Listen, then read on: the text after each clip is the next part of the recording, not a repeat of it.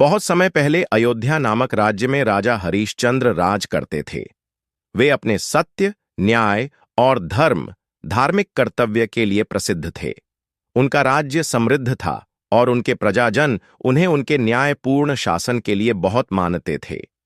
राजा हरिश्चंद्र का सत्य के प्रति अडिग समर्पण इतना मजबूत था कि उन्होंने यह शपथ ली थी कि वे कभी भी कोई झूठ नहीं बोलेंगे, चाहे स्थिति कैसी भी हो। एक दिन प्रसिद्ध अर्षि विश्वामित्र ने राजा से एक यज्ञ, धार्मिक आहुति के लिए भूमिदान की मांग की, ताकि राज्य में समृद्धि और सुख आए। राजा हरिश्चंद्र ने विचार किया, लेकिन राज्य के खजाने में पहले से ही कोई संपत्ति नहीं थी।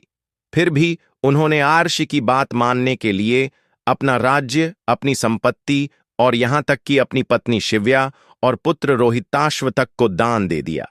वे स्वयं अपने परिवार को छोड़कर एक दिन राजा की स्थिति से नीचे गिर गए और बनारस में शवदाह गृह का देखभाल करने लगे। लेकिन उनके संघर्ष यहीं खत्म नहीं हुए। एक दिन राजा का प्यारा बेटा रोहिताश्व गंभीर रूप से बीमार पड़ा और जल्द ही उसकी मृत्यु हो गई। राजा को अपने ही पुत्र के शव को शवदाह गृह में ले जाकर अंतिम संस्कार करना पड़ा।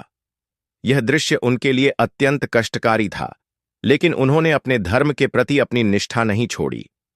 राजा की कठिनाइयों और बलिदान को देखकर देवताओं ने उनकी परीक्षा ली।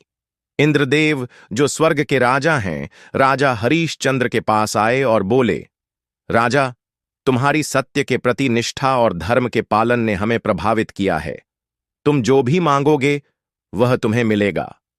राजा हरिश्चंद्र ने तुरंत उत्तर दिया, मैं कुछ भी नहीं चाहता, केवल अपने परिवार के साथ फिर से एकत्र होना चाहता हूं।